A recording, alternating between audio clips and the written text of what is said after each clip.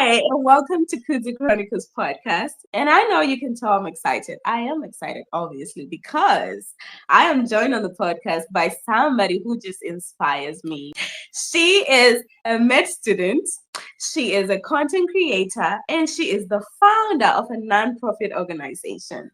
Oh my goodness. Her name is Miss Addison. And I Oh, cannot believe she's on my podcast. of course I Yay! am. I am. Oh my Yeah, God. thank you. Okay, my first question, I guess, will be why medicine and when did you decide? So I decided on medicine very, very, very young. Like very young. I don't Yeah. think there was ever a time. Yeah, I don't think there was ever a time where I didn't want to be a doctor. I don't think there was ever a time. Mm, But I think I became more um like I think it really solidified for me when my grandfather passed away. That's yeah. really when I was like, yeah, for sure. Like I really want to be a doctor for sure. Like he Oh, already knew that I wanted to be a doctor, but I think like his passing really like amplified my motivation to become a doctor. mm. And you still love it? You would Oh still do yeah. it? Oh, I And would do yeah. it 10 times over. Yeah, for sure. I really Oh, don't think I am meant to do anything else besides right. medicine. Yeah. Same, actually. Yeah, I don't Same. think I'm meant to do anything else. Like, I do see myself, like, in business dealings, but in terms of, like, my Mm-hmm. God-given purpose, I think it is medicine for sure, like, helping people, Mm. um, in whatever capacity, but, like, medicine, healthcare for sure is, like I feel like that's my given purpose in life. And that's how it should be, right? When you feel like it is your purpose and you do Yeah, it, right? for And not sure. doing it for any other reasons. Yeah, Wow. My next question is, do you think it's different for girls in the hospitals than it is for boys? for sure. I think How? women, I think in healthcare or any like professional field in general, I think women are Mm-hmm. held to a different standard than men are. Um, Mm-hmm. just because like historically women are like in terms of like, gender roles and things of that nature, like women were never really seen to be like in professional settings. But I think Yeah. also in healthcare specifically, I think women and men are held to different standards for different reasons. Mm-hmm. So one actually like rhetoric that's going around is like female nurses and like them doing their makeup and looking good and like they're being referred to as like ghetto nurses. Um, Yeah. I don't Really? understand why. Yeah, I don't know if you've seen that that's going around recently for the past couple of days. But I think it's so crazy Ghetto because nurses? yeah, Oh my I look at goodness. myself and I've always been the type of girl who likes to like have her lashes done, do her makeup, Mm-hmm. her hair done, have Mm-hmm. her nails done, and stuff like that. Like that's just what I love to do, and Yeah. I'm just Yeah. such a really girly girl. But I don't. It never takes away from like my intelligence and my capabilities. But for whatever reason, like people People deem think it. it does. So Yeah. I think in that aspect, like if you are a very attractive woman or a pretty woman, like you are looked at as like incompetent or you're looked at as like dumb or you don't know what you're doing. Whereas a man, like people generally think like a man knows more than a woman or is more capable than a woman just because he's Mm-hmm. a man. Yeah. So I think um in healthcare specifically, like men and women are looked at differently. I think like with each generation that goes on, like that Mm-hmm. rhetoric becomes like less and less. But I feel like always in the back of people's minds, like sometimes at least some people, um, they do look at men and women differently in terms of their capabilities in healthcare, especially. Mm. That scares me, honestly.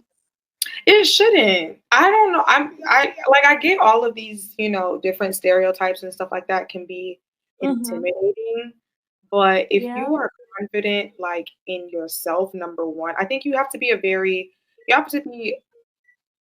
not very confident, but you have to be some sort of confident person to be Mm-hmm. in just in a professional field in general, but to be in medicine, I think that you You definitely have need to to have be some level of confident. confidence because people will question you and your True. judgment all the time. And it's not necessarily because they're trying to demean you, but for instance, like when you're talking to patients and they're asking you like, okay, well, why am I experiencing this? Or like, why is this happening to me? Or okay, you said Yeah. this, but why am I experiencing that? It's like you have to be ready to, you know,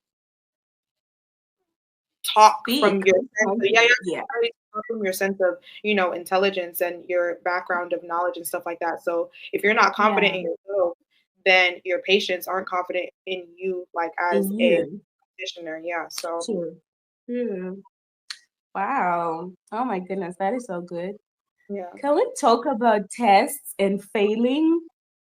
Oh, What girl, would you say about to that all day. someone? I'm about that all day. Yeah. Speak to someone who maybe just wrote a test and they did not do well. Or Yeah. it's a big exam, right? And they Mhm. think that their life is falling apart. Oh, just medicine is not for them. They want to Yeah. do all these things. They want to leave the field even. What would you say to that person?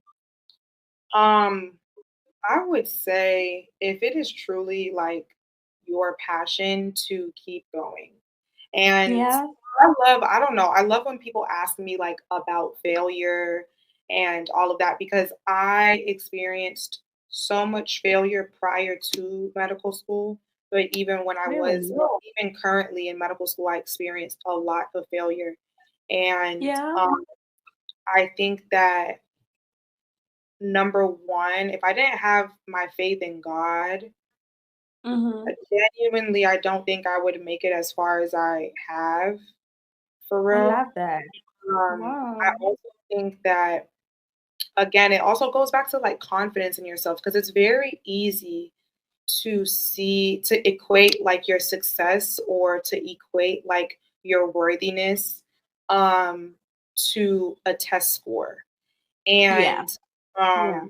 I think it's very important for people to realize like the number on a test score does not determine how good of a doctor you're going to be, how intelligent you are, how much Mm-hmm. you know. I don't think it's a good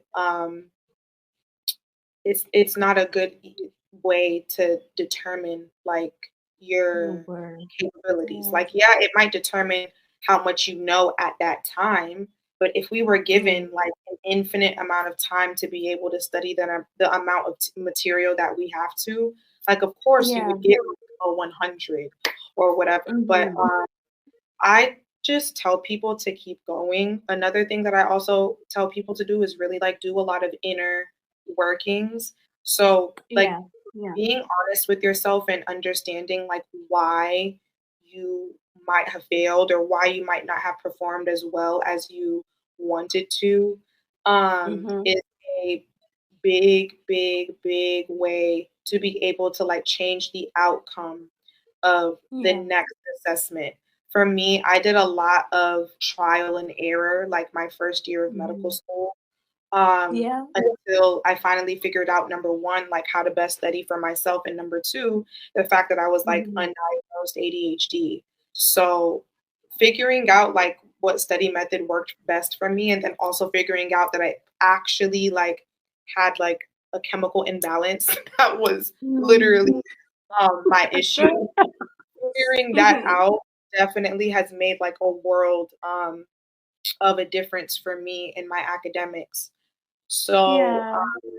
I definitely, and this isn't to say like everybody, has undiagnosed ADHD, but the biggest thing is really figuring out like what your fundamental issues are. Like, is it that you just don't know True. how to study? Is it that you do know how to study, but there are certain things that you're doing that are not helpful? Is it that Yeah. you're not, doing enough active recall? Are you just doing a lot of like passive reading? Like, are you not doing enough practice questions or like, practice problems or flashcards, like anything that is actively making you try to recall any information? Are you not doing enough of that? So Yeah. another thing to really like combat failure and come out of the ashes of failing is really looking inward and seeing like what are you doing? Because a big part of being able to succeed post failure is taking a lot of self accountability.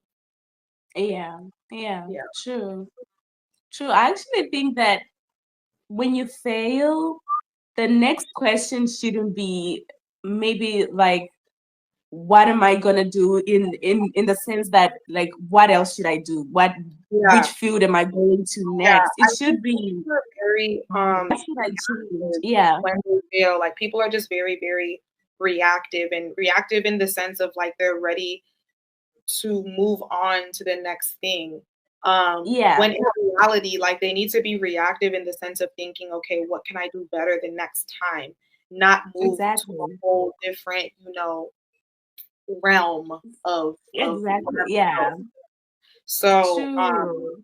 yeah, I think and another thing is I've realized a lot of people are scared to fail, which is understandable, but I've learned that you learn so much more when you fail than when you succeed. And it's not to say that like True. everybody needs to fail and stuff like that, but I do not I do not regret like any part of my journey, especially like my failures, because Yeah.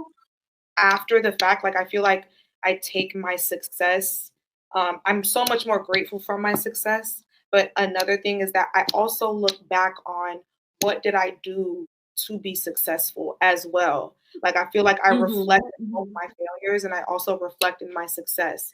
The only reason why I Yeah. feel like I reflect on my success and how to like continue to do better, or continue to be better is because there was a time where I wasn't experiencing that at all. So all I ever had to do was reflect on my failure. So I think Mm-hmm. people forget that you learned a lot from failing. It's annoying and it can True. be soul True. crushing, but you learn so much more from failure than you do from success. Even though yes, you can learn a lot Yeah. from success, but I don't take my failures like for granted. I also see them weirdly enough as like blessings as well. True. I really think we should start taking failure as motivation because it Yeah. changes you. Like when Mhm. you fail a test, it changes you. It Mhm. gives you this new motivation. It's like you're a fresh person now. It's like it opens your Yeah. eyes to something. So yeah, I think we should start taking our failures as like motivation and just Yeah. yeah, push. Yeah, for sure. Let's talk about content creation. No Yeah, problem. because you're a content creator. You do lifestyle and beauty. Is that it? Mhm. I do Uh-huh. lifestyle, beauty, medicine, honestly, like a little bit of everything. I feel like my content is just like what's going on in my life at that moment. Yeah, So yeah. I can also do like travel because I know like in December I was in Nigeria, so I was posting like a lot of Oh, like yeah.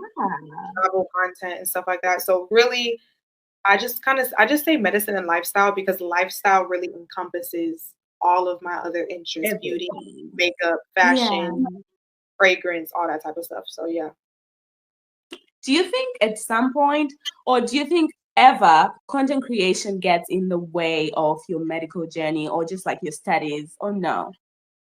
Um, for me, no. I because Yeah. naturally, like when I am in the heat of studying for like an exam or a quiz or whatever, like naturally I Mm-hmm. I recede from social media. So Mm-hmm. and for me, like content creation isn't like my number one thing like medicine is. So yes, I am like a content creator, but Yeah. it's always my number one has always been medicine. So I never let content creation get in the way of my number one goal. Because if I fail a semester because I Then, was trying to oh be yeah. the best content creator, like the content don't matter at that point. I'm trying to get the degree. True. I'm trying to get the degree. So it literally doesn't even matter at that point. So yeah, I don't. For me personally, I don't. Content doesn't get in the way of my academics because number Mm-hmm. one, I've never let it, and then number two, like Yeah. naturally, I just kind of recede from like posting content or being as active on my socials when I do have like a lot of school stuff going on. So yeah. I think I should be taking notes actually because I just started my Yeah, podcast. It's a new podcast, yeah, and exactly. because it's new, I really want to put my all. I just Yeah, want to put in all the yeah. effort and all the work.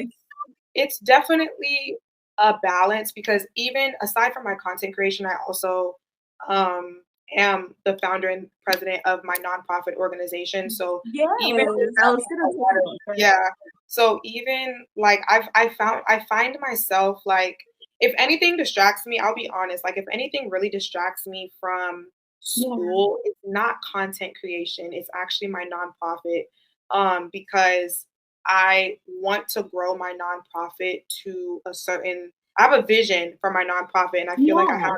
so many different ideas and so many different programs and initiatives that I want to, put into place and things of that nature where as soon as I Mm-hmm. like have an idea, I could literally be in the middle of studying and I have to write it down You or just like want to exactly there are yeah, same. there are days where Yeah. like so what I did for myself now is just like I have days where I only do school. Like I don't think about anything else. If I am thinking about Okay. it, I have to wait until after I am done with my school stuff. Mm-hmm. And then I'll get to like nonprofit content creation and stuff like that. And then I also have like designated like business days where that is when I'm Okay. handling like my nonprofit, making calls, sending out emails. Yeah. I do have any content that I have to push out, I'll do that. But thankfully, by God's grace, I have like volunteers now for my nonprofit, so they Wow. handle some of the stuff that I would normally be handling like on a daily basis. So I'm really, really, really, Mm-hmm. really grateful for them because they don't even understand like the weight that they've lifted off of my shoulder just by volunteering a couple hours a day, just doing Yeah. some of the things that I wish I could do, but I just can't because of time. So Mm-hmm. Mm-hmm. yeah, Another question. How do you start a nonprofit organization? Because yeah. I have So this vision of mine. mhm, Yeah, I have this vision of mine. I just have a name for it. And I keep saying this. I have a name for an organization or a mhm, foundation that I want to start, right? It's going to mhm. be a girl today, a woman tomorrow, Oh, right? that's And I so don't sweet. know what it will be about, but Yeah, I would like to have a foundation, an yeah, organization. And how do you start yeah. one? So it really just starts out by doing research on like the legalities of incorporating your nonprofit like within your state. So I did all of my legal documents and everything based on the requirements of the state of Georgia.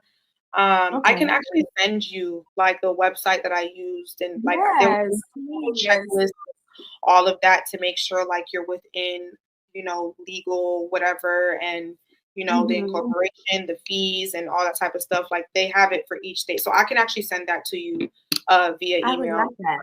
Yeah, I'll Thank do that. you. Yeah. Okay. Wow. I really love this. You're a girl who's doing medicine, but also content creation and has this whole organization going on. Yeah, It's so girl. nice. How All do you glory to handle God. that feeling of, I know it's not arrogance, right?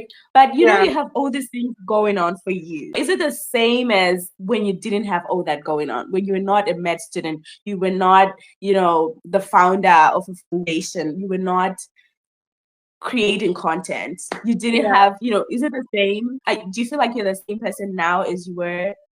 Yeah, for sure. I think that the only thing that's changed is like I'm more mature and I'm older. But yeah, Mhm, mhm.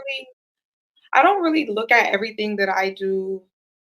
I'll say I'm really never like impressed by myself. Like I think everything Oh, that yeah, like not in the sense where I'm like a try hard, but I feel like everything that I do is just within my purpose in life. Like mm, that's why mhm.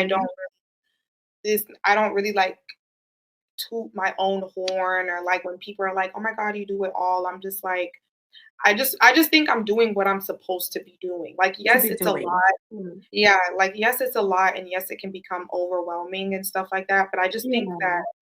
I'm just doing everything within my purpose. So it never really feels like too much. If it's like sometimes Uh-huh. I don't even feel like I'm doing enough. But for right now, I'm just happy and grateful for like what I'm able to do at the stage that Yeah. I'm doing it at Yeah. right now. But it's really just God. Like I don't know. Like for me, anytime Mhm. anybody asks me like, "Oh, how do you do it? How do you do it?" I'm like, it's really It's God. God. God really just gives me the strength to be able to accomplish the things that I do, set things in place that I do, make the connections that I do, so that I'm able to like, help other people, and give other people Yeah. guidance. So it really just is God's favor, truly. Like Yeah. that's really what Oh makes my me humble. God. Yeah. I love that. And Yeah. I just recently saw this quote. It said, "Why would I complain about my plate being full when the goal was to eat?" Yeah. Right? Exactly. Exactly. Yeah, yeah, yeah. The That's why I goal don't is to eat anyway, so can't complain. even complain too much because everything I feel like everything that I have right now is everything that I asked God for at some point. So I'm Yeah. really just Yeah. living like in an answered prayer. And yes, we still continue Mm-hmm. to pray, and yes, we always want more, but sometimes I do take a minute to just like thank God for where I am right now because these are like True. these were the things that I was praying for at some point. So Yeah.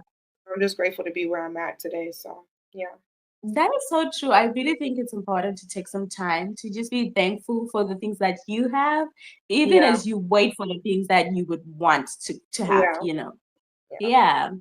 Oh my goodness. Ah, okay. What else do I want us to talk about? Relationships. Let's talk about relationships, especially pre-med, in Yeah. pre-med. What's your perspective? What are your opinions on relationships? Um. Okay. Well, in pre med, when I was a pre med, I was in a long term relationship. I think I was with my ex for like 4 years, 4 or 5 years. Wow, that's a long time. Yeah, we were Girl. together for a long time. We were together from my sophomore year of college up until I did my first year of my master's program, I believe. Um, Okay. not my first year, but yeah, we were together for a while. And then we broke up. And then honestly, since then, I've just been dating around, just dating, talking, um, Mm-hmm. Mm-hmm. and what's out there, whatever. But especially in medical school, I think I've been a lot stricter when it comes to like dating or giving my energy to anyone because Yeah. dating and like people can easily become distractions, and Yeah. I Mm-hmm. have enough going on. I don't need any other distractions. So for me, I'm very quick to like cut someone off Yep. or stop talking to Yeah. somebody or Mm-hmm. just remove myself from situations because I don't think that it's just not worth the distraction at all. True. It's not worth it. It's not worth it. Honestly, like you have to just find balance with everything. I don't know why there's this like belief that like when you're in medical school you can't date or you can't get married or whatever. Like you can, you just need to be with the right person. Yeah, And true. the person just doesn't need to like cause you stress. You can honestly you can do a lot in medical school. I think people think for whatever reason, well, used to even think it as well, like, oh, you don't have any time for anything, you don't have time for yourself, you don't. It's not true. Like, yes, a lot of your Mm. time is spent towards school and stuff like that, but you also do have a lot of time like for yourself. It's just Yeah. about like good time management and planning. But people, you make time for what's important to you. Like for me, my Exactly. organization and content creation outside of school, those are the two things that are very important to me. So I make sure Mm-hmm. to make time for that. So that Yeah. the same goes with like dating or like having a business or taking time for yourself or whatever. Like you just make time for what's important to you. I agree. That's what I was thinking to myself. Because I was trying to convince myself and tell myself the reasons why I should start my podcast. And I kept saying that I still have time to scroll on Instagram. I scroll on Hmm. TikTok. So Yeah, I do have time. I you do have do. time. Yeah, you do. You Yeah. do. So really saying that because I'm a med student, I can't do this, I can't do that is just an Mhm. excuse for not doing the thing. Yeah, Yeah. yeah, Yeah. yeah, for sure. Yeah. Thank you. Actually, thank you so much. Of course. Thank you so much, Okay. girl. I All appreciate right. it. Bye. I appreciate you too. Bye. Bye.